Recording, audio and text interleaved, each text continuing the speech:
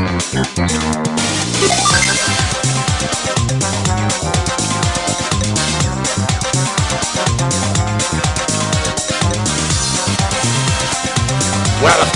to WWW Wario Wow!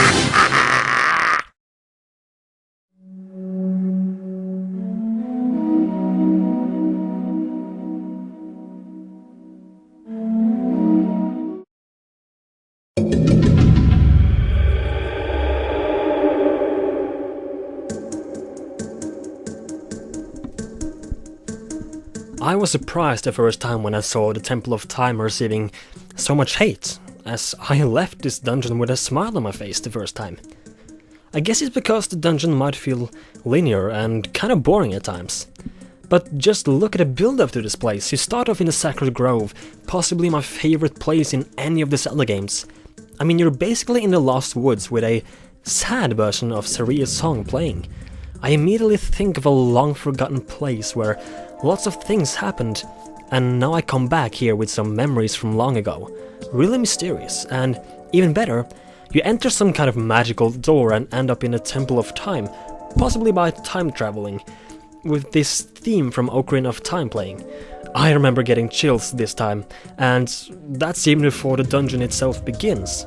In the Temple of Time you're basically making your way to the top by going through many floors, opening gates and moving walls to clear your way. While it might feel linear, getting to the top floor is where the whole dungeon turns around, and you're rewarded for your work. Getting the Dominion Rod and bringing the statue there back down with you allows you to pretty much destroy all of the gates you've struggled to open on your way up. That's satisfaction on a high level. The dungeon looks clean and bright, and therefore it's a nice contrast once you get into the room where the boss door is, as that room looks more old and brown in color and tone.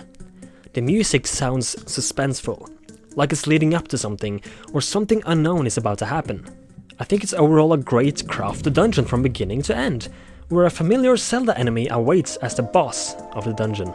Well, there is definitely something you can't deny that the Temple of Time does. It has its own right to have its own gimmicks, just like every other dungeon. For example, some might say that all you have to do is head to the top floor and then the bottom floor with the statue. But ask yourself, does any other dungeon do this? No, it doesn't. It still qualifies as a unique puzzle in the Zelda series, so it boils down to whether you enjoy these types of puzzles or not. At which I think where the underrated part comes in, because it's not exactly a secret that some Zelda players think this is less than stellar for a concept. In fact, I thought that was the best part about the dungeon, Andy. For the first half, I was led into that false sense of security. With really little threats and puzzles to get in the way, I was curious of what the dungeon was doing. Then it gives you the Dominion Rod and drops a humongous statue on your lap and suddenly says, "Here, this problem is yours now. Have fun with it." I'd have to say, compared to every other dungeon in the Zelda series, this dungeon is the only one that doesn't give you any hint in the dungeon at what the item does or what the main puzzle is until you reach the item. For that, the Temple of Time is the strongest dungeon in the series in presenting the element of surprise with the item.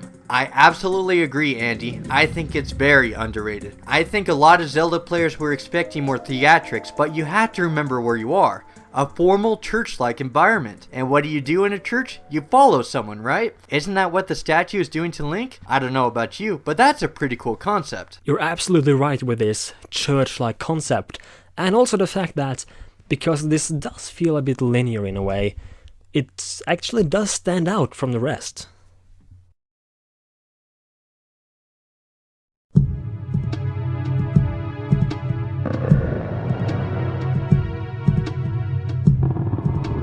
Now this dungeon knocked my socks off when I found out about Lord Jabu Jabu's popularity when me and my collaborators did the top 35 Zelda dungeons just a few months ago. All my life, I honestly thought the dungeon was alright. So I was blown away when I found out that a lot of Zelda players in the community stamped it to the bottom of the barrel and ripped it limb to limb, and I was like, sheesh. I can't speak for anyone else, but I honestly found the dungeon really original. The boomerang was a lot of fun, and I thought the music was pretty neat for what it was going for. And I didn't mind Ruto. She didn't have a light bar to worry about, and like a box, you can pick her up and move her around without a lot of trouble. But the main reason I love it, and I haven't heard a single Zelda player ever ever say this, is that it is the dungeon in Ocarina of Time with the most activity from room to room. There are bubbles and jellyfish bouncing around, the walls are shaking, there are a lot of moving trap holes in the center area, the worm tail thing gets violently aggressive when you throw the boomerang at it, the mini boss really likes to scramble encircling the room, Baronade really likes to twirl his fast jellyfish, you get the picture. I adore it for its incredible variety to activity compared to every other Ocarina of Time dungeon, and I'm very surprised that not a single Zelda player I've talked to has acknowledged it for that, so that's why I slapped it to number 3 on this list. I don't know, I'm really curious. What do you think about this dungeon, Andy? I'd really like to hear your thoughts on it. It's really fun to hear your take on this dungeon, as I never thought of this dungeon as anything special, honestly. I didn't completely hate it, but I certainly didn't love it either. I don't really get a very pleasant or exciting experience as I walk through this dungeon. The music and graphics feels kind of repetitive to me, and the pink walls and the green water don't really appeal to me. That said, even though the music feels repetitive, I do like the music and it sets the mood great, especially with those breathing sounds in the background. Really adds to the fact or to the feeling that you actually are inside of a huge fish. You mentioned that Rudo isn't such a big deal, and I agree, I never had any problems with her. All in all, not a dungeon I hate, but not a dungeon I really care for either. So I guess it's the stomach environment that kind of makes it a little meh. It makes sense since some aren't a fan of that kind of stuff.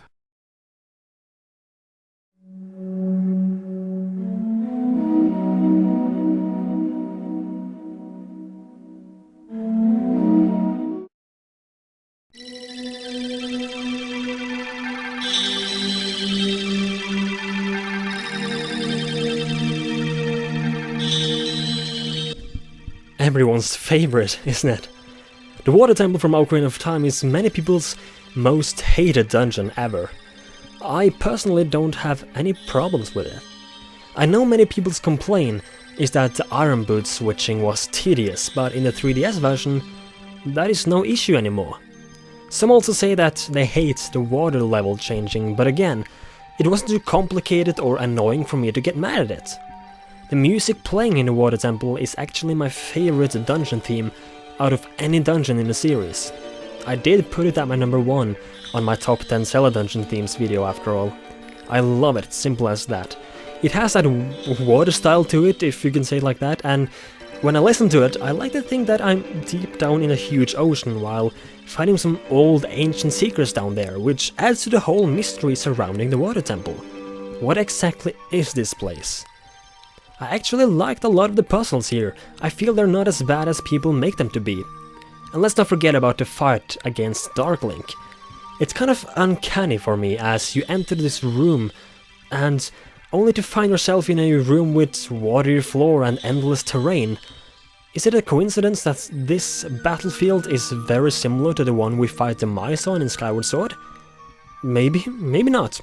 The downside for me in this dungeon is the boss, which I find to be a bit lame, but the rest of the dungeon has it all to me. I find this to be a very solid dungeon that maybe people hate because of memories from the N64 version, but overlooks the improvements it received in the remake. There may be a bit more to it than that, Andy. Let's look at what the N64 version did in the first place that brought about its negative reception. Well, let's face it, before the Water Temple, every Zelda player heads into a dungeon and just wings it. And it was a logical thing to do. To explore a dungeon, you need to explore your options, obviously, by going through the first few rooms. I think this is where the Water Temple gives so much hassle to so many Zelda players, because they've been going through the first 5 dungeons in this traditional style, then they do the same thing to the Water Temple. Just wing it without a plan. Then they get lost. They backtrack endlessly, don't check their map for the secret basement room in the middle of the dungeon, have to unnecessarily switch the Iron Boots for company. Then the Zelda player ends up frustrated with only the thing left to blame is that the Water Temple wasn't like the other wing it styles of the other dungeons, then it's nailed to their wall with an everlasting grudge. It also seems from what I've heard from my 15 years of experience with hearing other Zelda players, is that the 3 types of Zelda players who enjoy this dungeon are those who appreciate the harder challenge, have a higher level of not minding the switching of the Iron Boots, or those who break the mold to plan things out carefully rather than rushing in blind. Other than that, I can't make any promises to anyone liking it apart from the small group who do. Very well said, and I fully agree. I kind of like that the structure or The design of the rooms in the water temple is kind of different from the other dungeons that we're used to.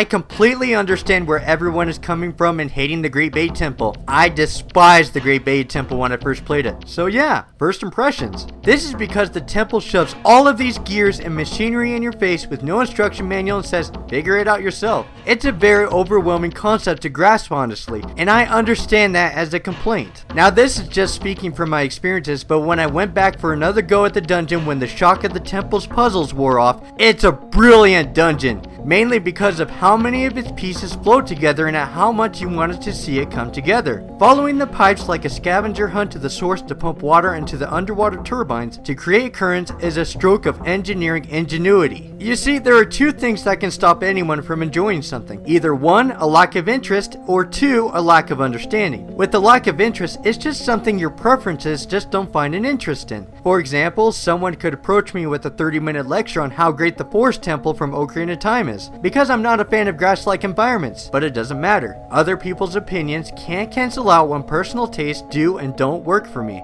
So if you don't like the Great Bay Temple because personal taste won't allow you to like it from the music and environment or something else, case closed. And I completely respect your opinion if something about the environment and gameplay automatically bugs you. But I brought this up because I think the Great Bay Temple is the biggest troublemaker of the lack of understanding part out of every dungeon in this series that can make it potentially horrible for everyone's experience at first. I completely agree. It's honestly one of the most complex concepts to get a grasp of in the Legend of Zelda series. So, and this is only by invitation, if the main reason you had a bad time is because your reason is that it's a confusing dungeon, I urge you to play it over for a second or third try until it's simple for you. You might be skeptical and be like, yeah, I don't know. But if it worked for me to go from instant thumbs down to instant thumbs up for a dungeon, it doesn't hurt to try it. I don't know about you, but it's always a bonus to potentially like Majora's Mask a lot more, don't you think? I think in a very similar way to you here, Jason. I couldn't stand the dungeon the first time I played through, but as I got to know it and understand it, I went from hating it to respecting it a lot. Turning the pipes to create new streams, it seems confusing, but when thinking about it, your goal is pretty straightforward. The dungeon is challenging indeed, which is good, and the music makes me feel that I'm in some sort of factory or machinery. The dungeon tests you in a good way, so I think people hate it because of first impressions, and didn't give it a second chance. It's amazing what changes when it comes to understanding a concept. This dungeon went from my worst to my best just from something so simple.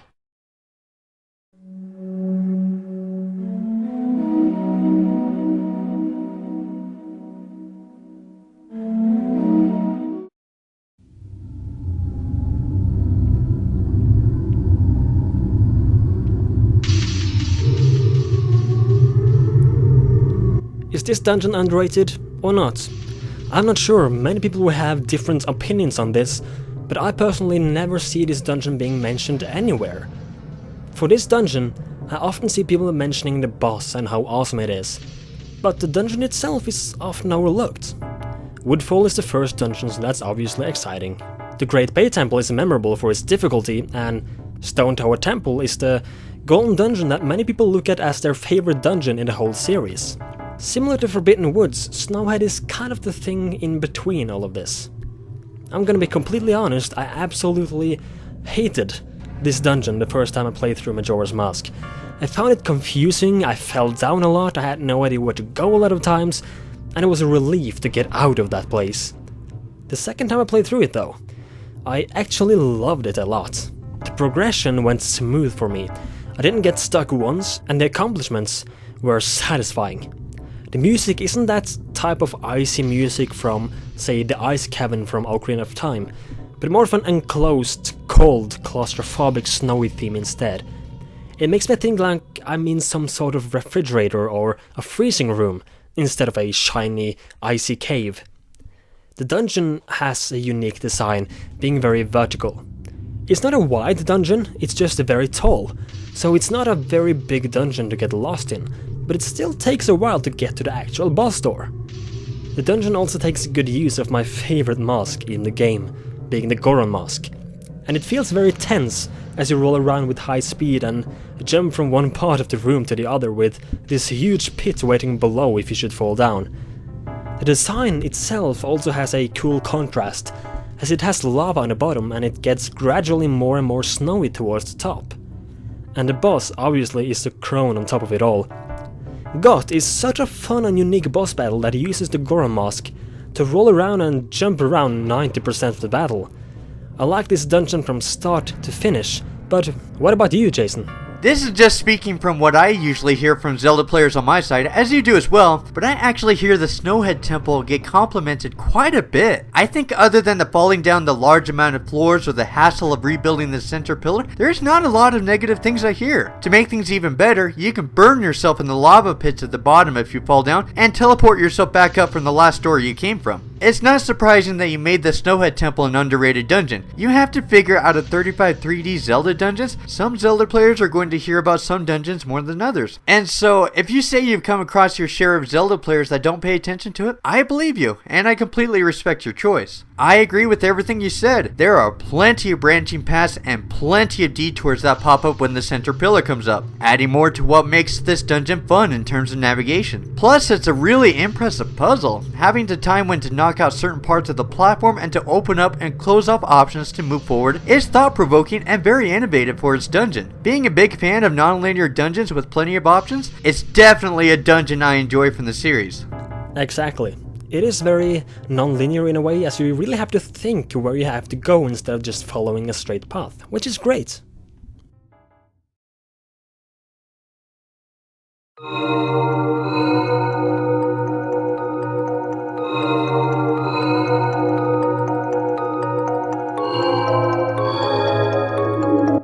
My original number one pick was going to be the water temple from Ocarina of Time, but we talked about that, so I have a backup dungeon for number one, which is the Palace of Twilight from Twilight Princess. So before we get into the Palace of Twilight, I need to explain why Majora's Mask is not a favorite game of mine from the series and why Twilight Princess is. I'm not going to head into a build-up of the story why, I'm just going to get to the point for the sake of time. I don't find death in video games that fascinating. I'll tell you why, and that is because about 90% of video games I'm storming through enemy territory, annihilating everything that I see. And this is what I love video games about with death. Keep it short, sweet, to the point, and really fun. So imagine this, you kill living creatures in video games for years and years, and then suddenly a Mario game shows up and suddenly says, "Oh, I want you to appreciate this Goomba's headstone for his death for 10 minutes before you can resume your fun."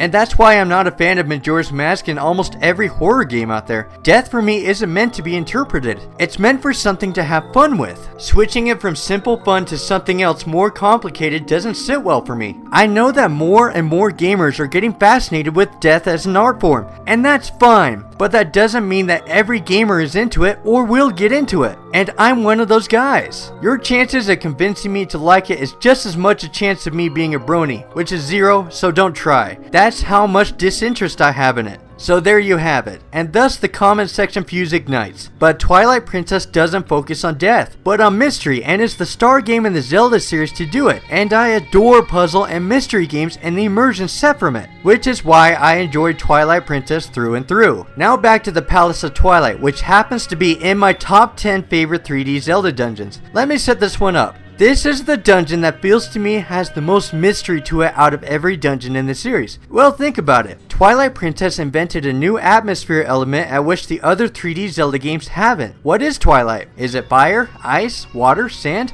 I know it isn't impressive to a lot of Zelda players, but having a game that invented a new world with unknown properties is just one begging to be explored, especially in a dungeon format. Now, just like the Earth Temple from Skyward Sword, the atmosphere enough sells the story. It didn't need to have expansive puzzles to enjoy it for myself, but I do have to add that the Wall Master in this dungeon is my favorite enemy in the Zelda series. I adored the tension of having to solve puzzles on the spot while trying to get away from that thing that cemented this dungeon into my memory. I honestly found it one of my top enjoyable moments in Twilight Princess because of its mystery. Again, if other Zelda players don't think of it as a highlight, that's alright. But to me, it definitely feels like the dungeon that feels the most underappreciated in the series from the attention it deserves. So that's why it's my #1 pick, along with the water temple entry I had as a backup as well. You bring up great points. As you say, different people like different games. I like Majora's Mask a lot and you don't, which is completely fine. When I play Twilight Princess, watch it or think of it or even just listen to its music, I get a feeling of loneliness and a mystery all around me. The game does such a great job on that part. I too feel the Palace of Twilight is underrated, since even I tend to forget about its existence from time to time.